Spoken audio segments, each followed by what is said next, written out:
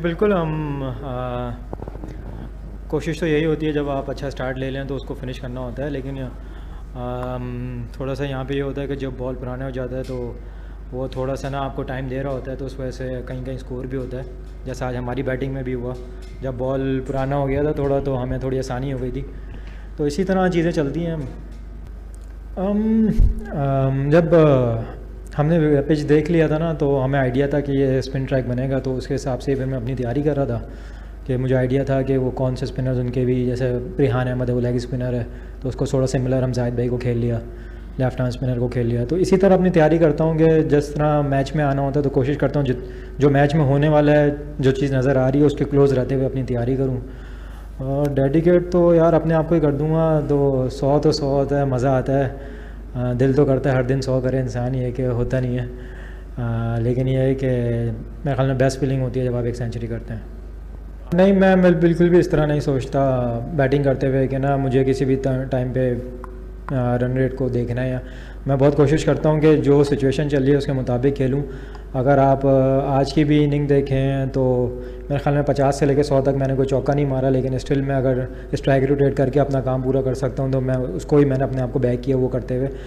मुल्तान वाली मैच की जहाँ बात है, वो एक बिल्कुल वो फेज़ आया था, वो मेरे लिए एक लर्निंग थी। उस टाइम पे अगर आप देखें तो इंग्लैंड ने बहुत डिफेंसिव फील्ड सेट की थी और क्रिस वोक्स ने 3-4 ओवर मुझे बिल्कुल बाहर फेंके थे, जो कि मैंने मेडन खेले थे। उसमें मैं ज़्यादा कुछ कर नहीं पा रहा था, और मैं अगर उसमें कुछ करता तो उसमें विकेट खोने का चांस था और वो हमारी सिचुएशन ख़राब हो सकती थी। तो इस तरह मैं सिचुएशन के मुताबिक खेलना पसंद करता हूँ। लेकिन यह है कि कहीं अगर ज़रूरत हो तो तेज़ खेलने की वो ठीक है, लेकिन यह है कि कोशिश मेरी ये होती है कि सिचुएशन के मुताबिक खेला जाए। देखिए, हम स्पिन पिच पे ना हमेशा से ना जब आप खेलते हैं ना तो आपको टेंशन लगी रहती है। तो मैं हालांकि मेरा स्पिन के ख़िलाफ़ एवरेज अच्छा है, लेकिन मैं बिल्कुल ही पसंद नहीं करता स्पिनर्स को खेलना, क्योंकि ना बहुत टेंशन रहती है आपको ना हर टाइम पे। तो और बाकी ये है कि बिल्कुल हम देखें, जब बाबर आजम ने इतने रन्स किए हैं पाकिस्तान के लिए, वो हमेशा से बैकबोन रहे हैं। लेकिन जब से मेरा टेस्ट क्रिकेट में डेब्यू हुआ है, तो आप किसी पे रिलाय, जिस नंबर्स पे आप खेलते हैं, तो जो 5वें नंबर पे मैं खेल रहा हूँ, तो ऐसा नहीं होता कि आपको कोई आसान वो है या कुछ है, आपने परफॉर्म करना होता है और अल्हम्दुलिल्लाह शुरू से भी परफॉर्म हो रहा है। लेकिन ये है कि जैसे कामरान भी पहला मैच खेला तो उसने वहाँ पे सेंचुरी की, वो कितनी इंपॉर्टेंट सेंचुरी थी। तो जब आप इंटरनेशनल क्रिकेट खेल रहे हैं तो ऐसा नहीं है कि अगर आप नए हैं तो आपने कुछ परफॉर्म नहीं किया तो मसला नहीं है, या तो आप पुराने हो गए तो सारा बोझ आपके ऊपर है। मैं नहीं समझता ऐसा होता है। अगर आप 11 प्लेइंग 11 में खेल रहे हैं तो आपकी ज़िम्मेदारी है, आपने परफॉर्म करना है। जब आप इस तरह की पिच पे खेल रहे होते हैं ना, तो आप कभी भी एक्सपेक्ट कर सकते हैं कोई भी बॉल इस तरह का हो सकता है। जिस तरह मैं आउट भी हुआ तो वो एक अनहोनी सी बॉल हो जाती है कभी भी इस तरह की पिच पे जब आप खेल रहे होते हैं। उसमें आपने ना अपने आप को बहुत बैक करना होता है कि आप कोई भी काम करें ना तो आपका दिमाग बहुत क्लियर होना चाहिए, और आपका ना उस टाइम पे प्लान बहुत क्लियर होना चाहिए। आज जिस तरह मेरा प्लान था, आज मैंने बहुत कम स्वीप शॉट्स खेली, जबकि मैं बहुत ज़्यादा स्वीप शॉट्स पे रिलाई करता हूँ। लेकिन जब आपको एक चीज़ नज़र आ जाए कि यार आज ये अच्छा हो रहा है, अगर मैं इस तरह सिंगल लेके चल सकता हूँ तो मैं उसी पे स्टिक रहा।